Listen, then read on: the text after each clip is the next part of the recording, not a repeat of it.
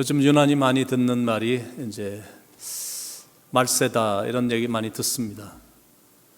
성경에서 예수님이 말씀하신 그 말세의 징조들이 요즘은 너무 많이 보여져서 말세도 아니고 말세 지말이다, 뭐 이렇게 말들을 많이 합니다.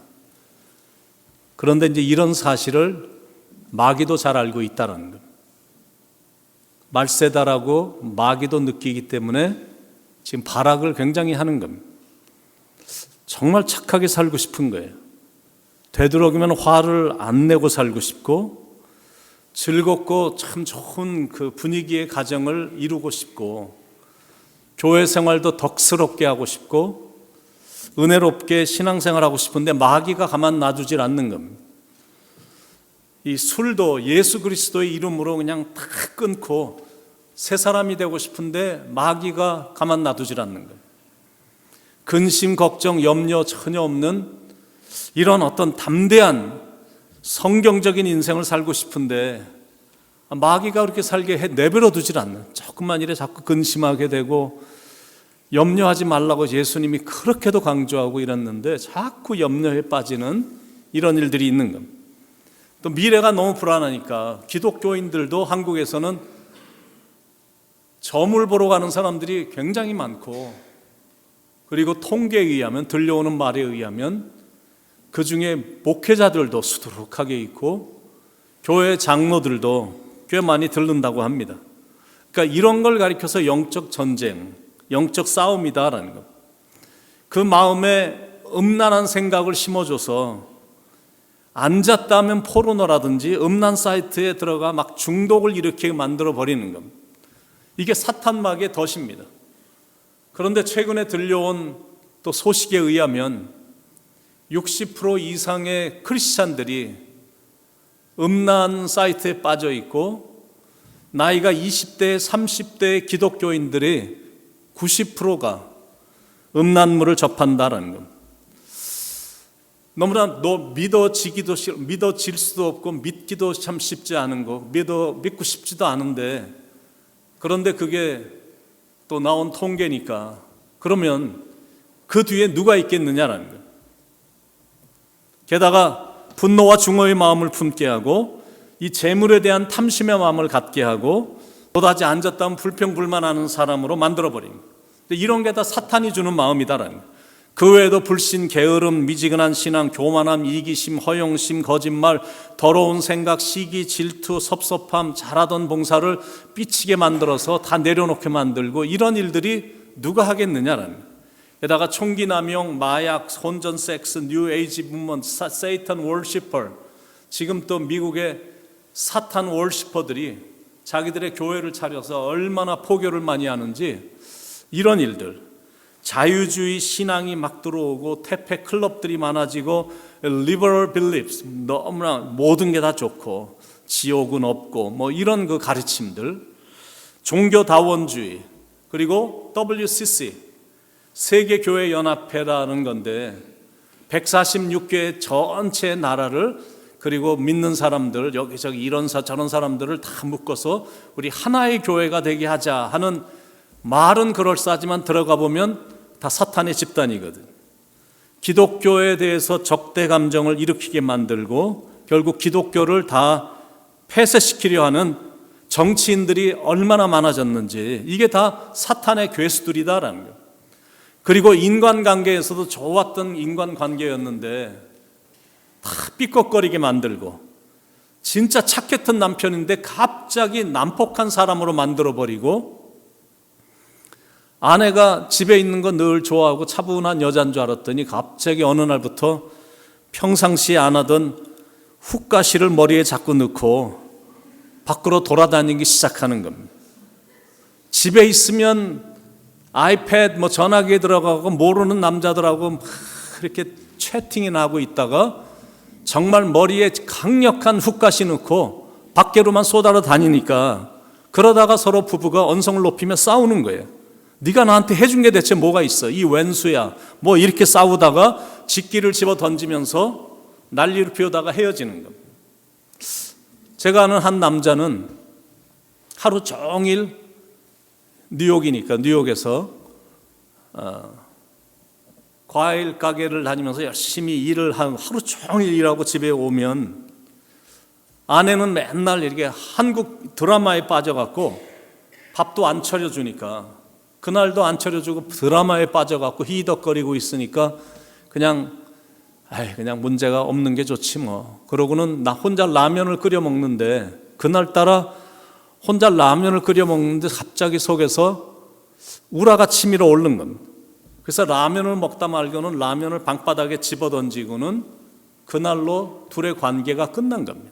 둘의 관계가 끝난 건 좋은데, 어린아이가 아들이 하나 있었는데 이런 일들 때문에 이렇게 정신이 돌아버려갖고 맨날 사춘기가 되면서 해하고 입을 벌리고 다녀갖고, 제가 참 불쌍한 가정이라 좀 살펴준 그런 기억이 있습니다. 이런 걸 마귀가 제일 좋아한다는 거예요. 분열시키고 갈등을 조장시키고 그걸 무너지게 하고 망치게 하는 것. 여기에 넘어가면 안 되거든요. Devil is our enemy. 사탄 마귀는 우리의 적이거든요. 그러니까 우리의 싸움은 마귀와의 싸움인 겁니다. 12절에 우리의 씨름은 혈과 육을 상대하는 것이 아니요 통치자들과 권세들과 이 어둠의 세상 주관자들과 하늘에 있는 악의 영들을 상대함이라.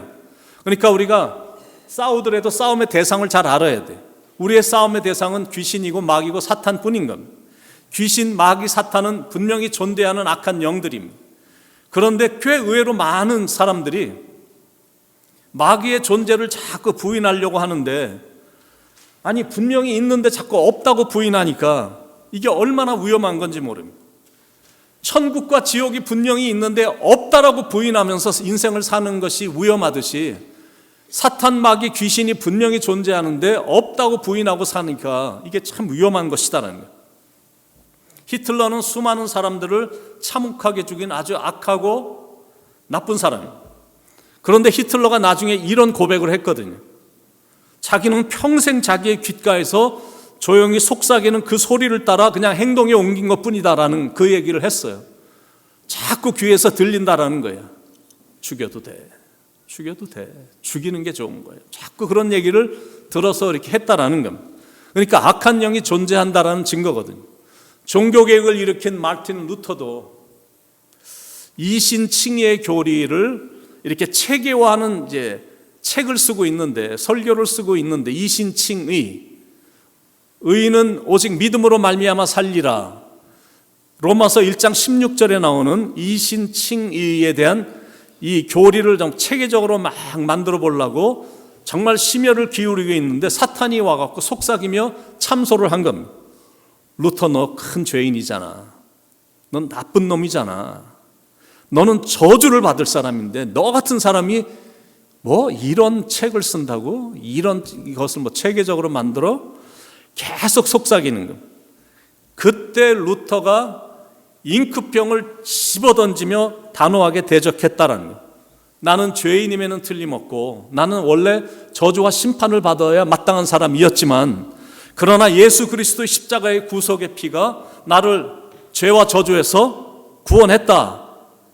사탄아 썩 물러가라 소리치면서 그냥 그 앞에다가 잉크병을 던졌다라는 거예요.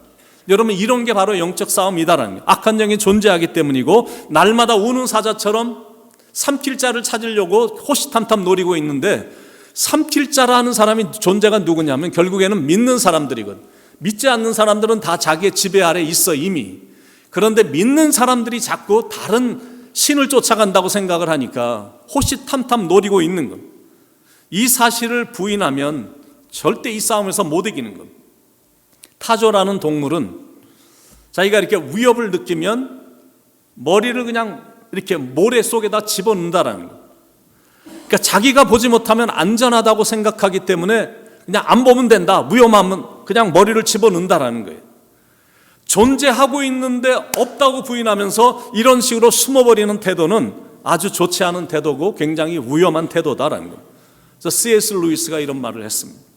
마귀가 가장 조종하기 쉬운 존재는 마귀의 존재를 믿지 않는 사람들이다. 그래서 제가 여러분들에게 단호하게 분명히 선포합니다. 여러분, 마귀는 존재합니다. 존재하거든요. 그래서 우리 안에 영적 싸움이 있는 겁니다. 그런데 이 싸움이 너무 치열한 거예요. 그런데 우리가 분명히 알아야 될 건 이 싸움은 실은 상대가 안 되는 싸움. 우리가 사탄에 대해서 분명히 알고 우리가 섬기는 하나님에 대해서 분명히 알면 이 싸움은 잽도 안 되는 싸움이야. 이미 이긴 싸움이기 때문에 그렇습니다. 우리는 누구 할 것 없이 다 약한 존재지만 하나님은 강하시기 때문에 우리가 영적으로 무장만 잘 되어 있으면 우리는 충분히 마귀를 다룰 수 있고 충분히 요리할 수가 있는 겁니다. 미국에 보면 여자들도 경찰들이 꽤 있거든요. 남자들에 비해서 키도 작고 몸도 왜소합니다. 그래서 이렇게 보면 굉장히 약하게 보여요. 그리고 당연히 약하죠. 좀 운동을 했다 할지라도 첫째는 체구가 너무 작고 그리고 여자고. 그런데 이 세상에, 이 땅에 미국에 내노라 하는 사람들도 여자 경찰 앞에서 쩔쩔매거든요. 그거는 경찰에게 주어진 권세 때문에 그렇습니다. 우리도 약하지만 하나님이 주신 권세로 나가기만 한다면 악한 영은 꼼짝 못하는 겁니다. 그래서 우리가 영적 무장만 잘 되어 있으면 충분히 이길 수가 있는 겁니다. 그래서 오늘은 영적인 전쟁에서 싸움에서 이길 수 있는, 승리할 수 있는 세 가지 비결을 여러분들에게 알려드리려고 합니다. 첫 번째 비결은 뭐냐면 주 안에 거한다라는 거죠. 10절에 끝으로 너희가 주 안에서와 이렇게 되어 있습니다. 에베소서 6장에 들어와 갖고 10절에 딱 들어가니까 끝으로라는 말로 이렇게 오늘 본문이 시작이 되죠. 끝으로, 마지막으로, finally 이런 뜻입니다. 그러니까 무슨 뜻이냐면 내가 지금까지 1장부터 쭉 많은 말들을 했는데 그런데 지금까지 한 말 모든 말들은 실은 이걸 말하려고 썼다라고 말할 정도로 오늘 말씀은 그만큼 중요하다는 거예요. 그러니까 오늘 메시지가 에베소서에서 가장 중요한 메시지인 겁니다. I save the most important issue to the end of the text.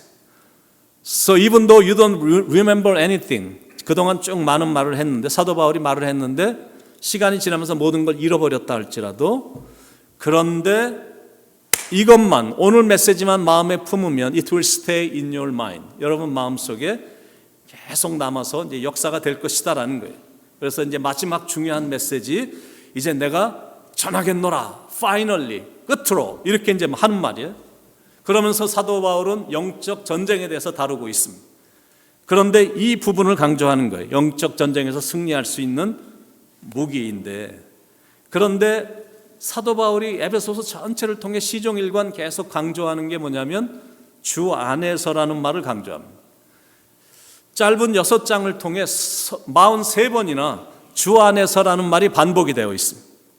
에베소서 6장 1절에도 딱 들어와 보니까 자녀들아 주 안에서 너희 부모에게 순종하라 이것이 옳으니라 또 이렇게 얘기를 합니다. 모든 게 주 안에서야. 지금 사도 바울은 로마 감옥에 복음을 전하다가 로마 감옥에 갇혀 있는 거예요. 그리고 로마 감옥이기 때문에 내일을 알 수가 없는 거예요. 오늘은 내가 살았어도 잠자고 나면 나와 그래갖고 사형을 당할 수도 있는 그런 상황입니다. 그런데 그런 상황인데 부모에게 순종하고 자녀를 노엽게 하지 말라라는 메시지를 전하고 있는 거예요. 왜 그랬냐면 가정이 그만큼 소중하기 때문에 그렇습니다. 다른 메시지가 중요할 게 너무 많은 것 같은데 감옥에서 이런 거를 지금 강조하고 있는 겁니다. 가족에게 주 안에서 행할 것을 가르쳐 줘야 되겠다라고 생각을 했기 때문에 이 부분도 지금 강조하는 거거든요. 주 안에서 죽게 하듯 부모도 대하고 주 안에서 죽게 하듯 배우자에게 대하고 주 안에서 주님께 하듯이 자녀를 대해줘라. 이런 메시지를 주는 거예요. 그러니까 사도 바울이 일평생 구도자로서 추구했던 것이 바로 그리스도 안에서 그겁니다. 예수 안에서 in Christ. 헬라어로는 en Christos, en Christo, 주 안에서 그겁니다.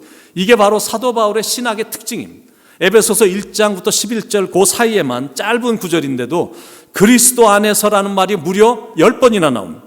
무슨 뜻이 담겨 있는 거냐면 모든 일에 있어서 근본적인 해답은 그리스도 안에 있다라는 그런 뜻인 겁니다. 그러니까 영적 승리도 예수 그리스도 안에 있으면 승리다라는 거예요.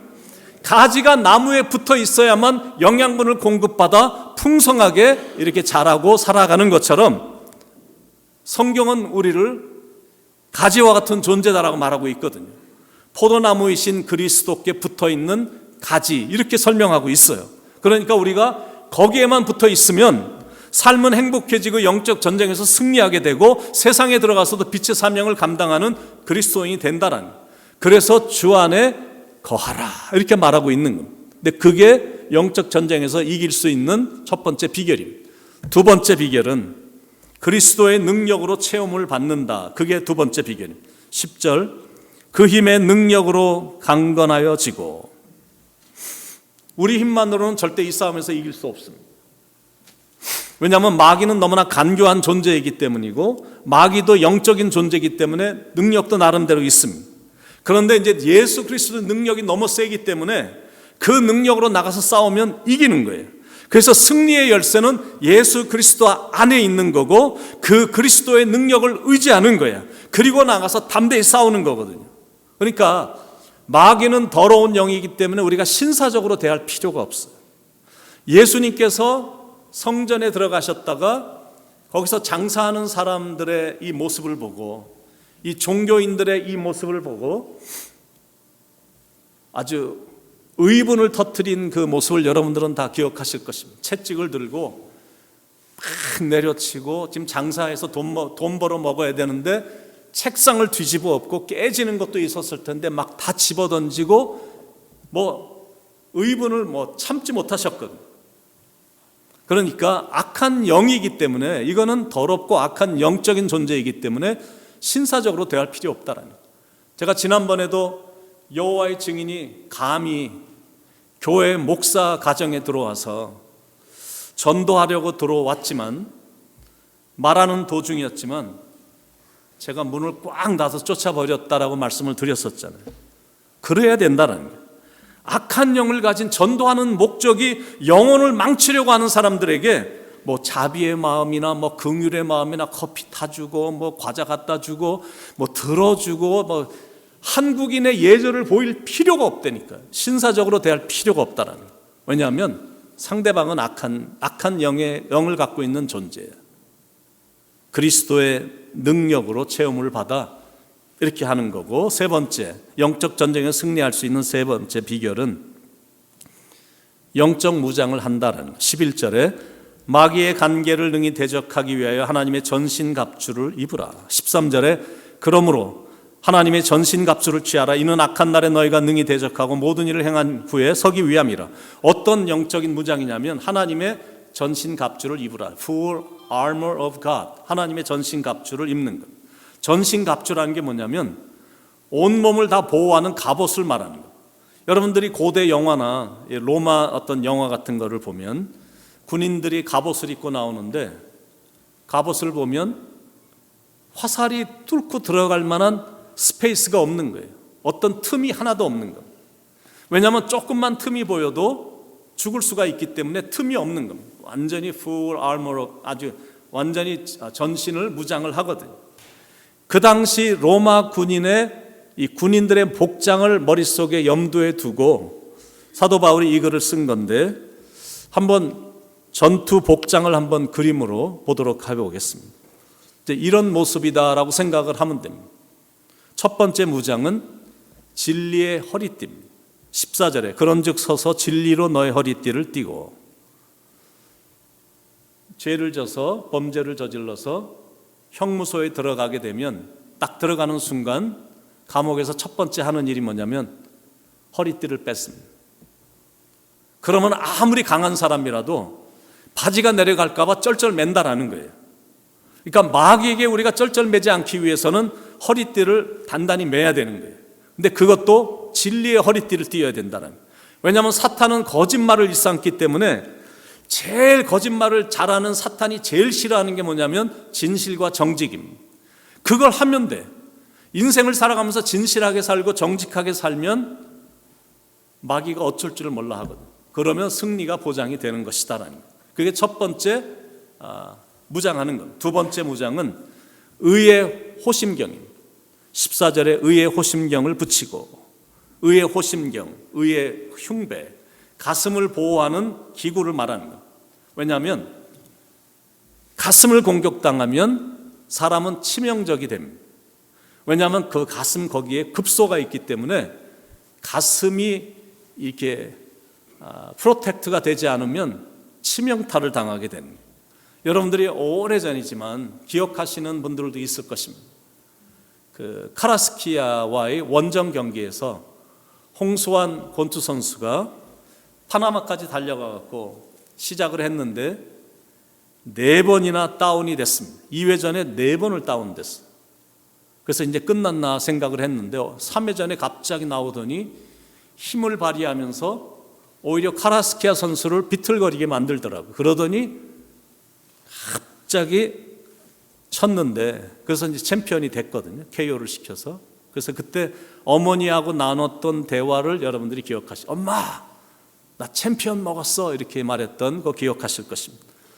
카라스키아라는 선수가 그때만 해도 전적이 11번 싸워서 11번 다 이기고 11번 다 KO로 이긴 아직 강펀치의 소유자고 파나마의 새로 떠오른 별과 같은 영웅이었는데, 근데 어떻게 한 대 맞고 좀 비틀거릴 때 홍수환이 달려가서 가슴을 내려친 겁니다.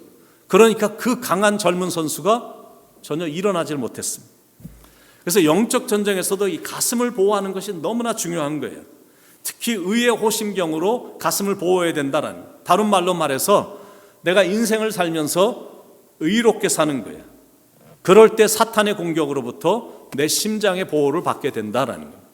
세 번째 무장은 평안의 복음의 신임. 15절에 평안의 복음이 준비한 것으로 신을 신고, 아까 제가 말씀드린 것, 사탄은 분열의 왕이거든요. 어떻게 해서든지 화목의 분위기를 깨트리려고 난리를 칩니다. 그거를 딱 깨닫고 영적인 사람들은 이게 뒷배경에 사탄이 있구나. 사탄이 자꾸 이렇게 분열을 만들려고 그러고 갈등을 일으키려고 그러고 사람들과의 문제를 자꾸 일으켜서 교회를 이렇게 느껴서 이럴 때일수록 더욱더 연합과 평화를 위해서 노력을 해야 되는 거예요. 하나님이 바로 이런 걸 위해서 나로 하여금 영적으로 준비시켜 주셨구나. 내가 평화의 사도가 되어야 되겠다. 이런 생각으로 연합을 깨트리려고 하는 그런 부분들을 평화의 사도가 돼서 이렇게 하나로 만드는 것을 힘써야 된다는 그런 의미에서 항상 평상시에도 말하는 것 조심하고, 이상한 말이 나와 이렇게 놔두는 분위기가 있으면 같이 앉아갖고 막 잡담하고 막 이런 분위기로 가는 게 아니라, 그러면 기도하는 거고, 무슨 일에든지 항상 화목과 화평으로 가기에 노력해야 된다는, 그러면 사탄은 방법이 없어서 꼼짝을 못하거든요. 네 번째 무장은 믿음의 방패입니다. 16절에 모든 것 위에 믿음의 방패를 가지고 이로써 능히 악한 자의 모든 불화살을 소멸하고, 그 당시에 자기 전신을 가리던 방패 사이즈가, 저렇게 들고 있는 방패 사이즈가 이렇게 가로는 75cm 그리고 세로는 120cm나 되니까, 그러니까 이 정도면 몸만 좀 숙이면 웬만한 거는 다 막을 수 있고 다 피할 수가 있는 것. 믿음이란 게 뭐냐면, 믿음이란 게 바로 그런 거다라는 거예요. 내가 하나님을 전적으로 신뢰하고 의심 없이 하나님을 의지하는 거니까, 그 믿음이 사탄의 그 공격, 송진을 발라서 불을 붙여 쏘는 불화살을 막아주는 그런 방패 역할을 한다는 거예요. 그러니까 이런 믿음만 있으면 어떤 말이 막 나더라도 나는 흔들리지 않고 나는 절대 넘어지지 않는 거예요.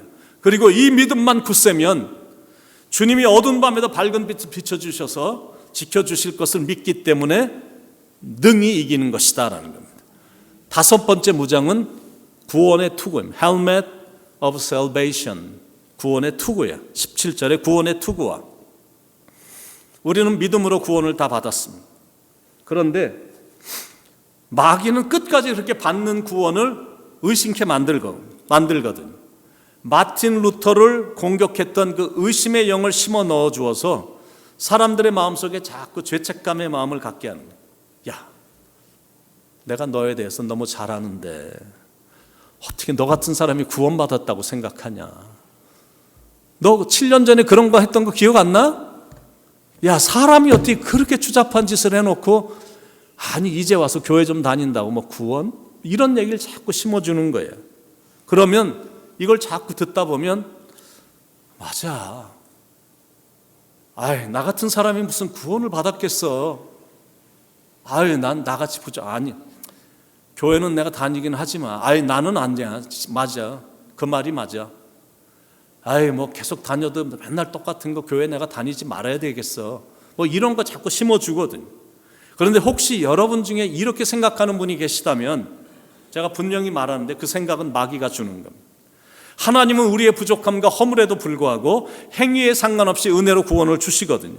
그러니까 이 확신을 갖고 신앙생활을 하는 거예요. 우리는 연약한 존재니까 당연히 죄는 짓습니다.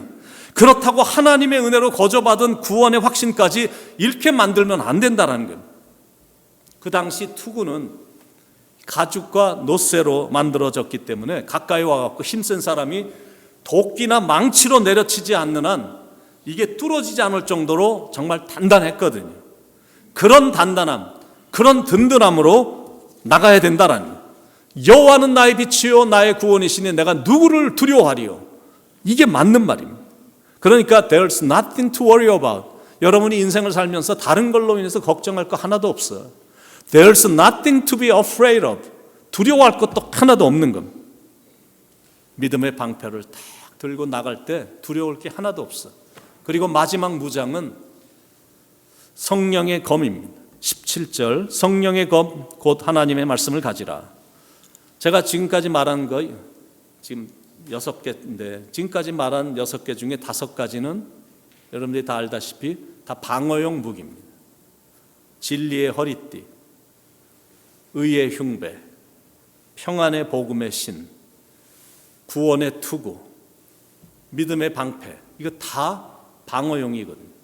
그런데 그 다음 나오는 마지막은 이게 공격무기 장비입니다. 그게 바로 성령의 검이다라는 겁니다. 성경에서 검, 칼 이런 것들은 하나님의 말씀을 상징하는 겁니다. 하나님이 쓰셨던 위대한 사람들을 보면, 위대한 인물들을 보면 누구 할 것 없이 다 하나님의 말씀으로 유혹이나 시험을 다 이긴 사람들. 이런 게 바로 하나님의 말씀의 위력이다라는 거예요. 힘들고 어려울 때도, 내가 의지가 약해서 막 흔들릴 때도, 유혹을 떨쳐버리기가 힘들다라고 느껴질 때도 내가 하나님의 말씀을 오히려 그러면 그럴수록 나의 연약함 때문에 이렇구나 생각하고 하나님의 말씀을 붙잡으면 신기할 정도로 능히 이기게 해주는 파워가 있다라는 거예요. 그런데 말씀이 없으면, 말씀이 떠나버리면 그건 마치 무기가 없는 군인과도 똑같아요. 아니 칼은 있어. 그런데 녹이 슬었어. 몇 달, 몇 년을 사용을 안 했으니까 뭐 싸운다고 나와서 칼은 뽑았는데 녹이 슬어갖고 이건 뭐 휘두르지도 못하겠고 휘둘러도 하나도 베이지가 않는 겁니다. 내가 계속 칼을 닦고 칼에다가 막 기름들도 치고 이래야 되는데, 그 말은 내가 성령의 검인 말씀과의 깊은 교제가 있었어야 되는데 이게 없으니까 전쟁터에 나가서는 맥을 못 추는 겁니다. 근데 사탄이 그걸 알기 때문에 교회 다니는 성도들로 어떻게 해서든지 성경책을 멀리하게 만들거든. 그러니까 이게 사탄이 작용하는 거구나 생각을 하고, 그러면 그럴수록 하나님의 말씀을 더욱더 가까이 해야 된다는 거예요. 그거는 주일만이 아니라 주야로 묵상하는 자세가 필요하다는 거예요. 그래서 내 삶에서, 내 안에서 하나님의 말씀이 이렇게 흐르고 그 말씀이 나를 지배하게 만들어서 내 삶이 마치 시냇가에 심은 나무처럼 evergreen, 날마다의 삶이 푸르른 거야. 그리고 ever victory, 영원한 승리. 그리고 every victory, 날마다 승리하는 삶으로 인도해 주는 게 말씀이거든. 말씀을 멀리해서는 세상도 못 이기고 죄도 못 이기고 마귀도 못 이기고 그리고 유혹도 시험도 하나도 못 이겨요. 그래서 말씀 없이 세상으로 나가면 안 됩니다. 그거는 백전백퇴야. 말씀의 자리를 떠나서도 안 돼, 성도들은. 왜냐하면 말씀의 그 자리는 성도들이 반드시 있어야 될 자리거든요. 성도가 있어야 될 그 자리에 없으면 삶은 방탕하게 되고 결국에 방황하게 되고 어글리하게 되고 그리고 결국 인생은 불행해지는 겁니다. 여자의 머리카락이 여기 머리에 딱 붙어 있어서 이렇게 잘 하면 그 모습이 얼마나 아름다운지 몰라. 왜냐하면 그 머리가 거기에 잘 이렇게 있어서 관리가 되니까 너무 아름다운 거예요. 그런데 그 아름다운 여자의 머리카락이 내가 지금 곰탕을 먹고 있는데 그 숲 위에 머리카락이 떨어져 있으면 밥맛이 떨어지는 거거든. 모든 건 있어야 될 자리에 있어야 된다는 교훈입니다. 비행기도 가는 라인이 있어요. 그곳을 이탈해서 나는 목적지까지 가는 방법 알아. 여기로 가면 돼. 그래갖고 그 가는 항로를 이탈해가고 자기 멋대로 아무데나 들어가면 미사일이 날아올 수가 있는 거거든요. 배도 가는 항로들이 있습니다. 근데 그 항로를 따르지 않고 자기 멋대로 가면 암초에 부딪힐 수도 있고 해적을 만나서 크게 큰일을 당할 수도 있거든. 기차도 내가 레일을 따라가야 안전하게 목적지까지 가는데 지 멋대로 막 술 먹고 뭐 자기 멋대로 막 이렇게 했다가 기차가 레일을 벗어나서 디레일이 돼버리면 다 죽는 거거든. 성도는 하나님의 말씀을 따라가야 되는 거예요. 그래야 마귀에게 먹히질 않아. 그리고 성도는 말씀을 따라 살아야지 삶이 행복해지고 내가 말씀을 붙들고 나가야지 전쟁에서 승리가 보장이 되는 거예요. 저는 미국 이민을 시카고로 왔습니다. 그래서 시카고에서 5년 살았습니다. 그런데 제가 살던 시카고 서버브 쪽에 시카고 그러면 그 가장 유명한 병원이 하나가 있는데 쿡 카운티 호스피털이라는 병원이 있는데 제가 그 병원에 얽힌 일화를 여러분들에게 소개하고 마치려고 합니다. 레이몬드 릴리라는 아주 난폭한 흑인이 있었는데 이 난폭한 흑인은 목사를 너무너무 싫어하는 거예요. 너무 꼴보기 싫어할 정도로 싫어하는 거예요. 근데 저 목사가 또 유난히 너무 싫은 거예요. 그래서 하루는 결심을 했어요. 오늘은 내가 저 목사를 때려 죽이고 말겠다라고 결심을 하고는 벽돌을 한 장 싸들고 교회로 들어간 겁니다. 여러분들이 기억하실진 모르겠지만 여러분 중에 제가 전에 있던 교회가 예배를 다 드리고 성도님들하고 이제 한 명씩 악수를 하려고 그러면 저쪽에서 막 떠드는 소리가 들려요. 그래서 악수하다 말고 이렇게 나도 모르게 이렇게 듣게 됐죠. 그러면 내용이 뭐냐면 내 저 목사 새끼 머리통 깨트리고 말 거야. 그래갖고 벽돌을 들고 막 저한테 달려오는 그런 일들이 꽤 여러 번 있었거든요. 막 교인들이 막 말리고 그래갖고 벽돌을 들고 막 실제로 막 막 오더라고. 근데 이 목사도 그런 케이스였습니다. 그런데 그 목사는 그것도 모르고 열심히 설교를 한 거예요. 하여튼 최선을 다해 설교를 했습니다. 근데 그날 벽돌을 들고 간 바로 그날 성령님이 강력하게 그 청년에게 임해서 그날 설교한 말씀이 난폭한 릴리 청년의 마음을 변화를 시킨 겁니다. 벽돌로 목사의 머리를 치겠다고 교회 안으로 들어간 청년은 자기의 마음을 친 겁니다. 거기서 릴리 청년은 새로운 사람으로 이제 거듭나게 된 겁니다. 그리고는 세월이 많이 흘러 쿡카운티 병원에 질병으로 시달리거나 죽어가는 수많은 가난한 사람들을 헌신적으로 돌보는 흑인 목사 한 명이 나타났는데 이 흑인이 그때 변한 청년이었습니다.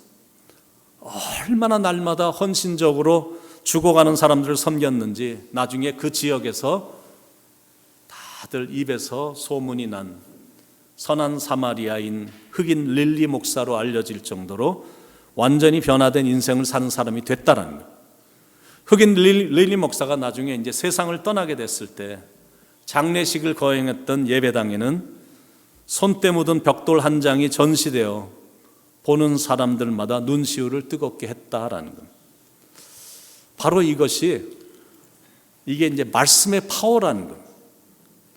그래서 저도 나름대로 열심히 말씀에 깊이 들어가 정말 잘 연구해서 전하려고 하는 거예요. 여전히 부족한 게 많은 목사지만 하나님의 말씀은 완전하기 때문에 제가 잘 준비해서 담대하게 전하려고 하는 거예요. 영적 무장, 지금 이 시대에 절실히 필요한, 왜냐하면 지금 이 시대는 그 어떤 시대에서 볼 수 없었던 죄가 관영하고 있고 악이 얼마나 크게 관영하고 있는지 모르고 혼탁한 어둠의 시대이기 때문에 그렇습니다. 그러니까 이제 왜 우리가 전신 갑주를 입어야 되는지 이유를 이제 좀 아시겠죠. 첫 번째는 11절에 마귀의 간계를 능히 대적하기 위하여고, 두 번째는 이는 악한 날에 너희가 능히 대적하고 모든 일을 행한 후에 온전히 서기 위함이다. 이런 이유 때문에 우리는 항상 하나님의 전신갑주, 영적 무장이 되어 있어야 된다는 거예요. 오늘도 사탄은 끊임없이 집요하게 무차별적으로 공격하고 있으니까 이럴 때는 더욱더 정신을 바짝 차리고 말씀과 기도로 하나님의 전신갑주를 입어 견고하고 확실하게 서야 될 줄로 믿습니다. 베드로전서 4장 7절에 만물의 마지막이 가까웠으니 그러므로 너희는 정신을 차리고 근신하여 기도하라.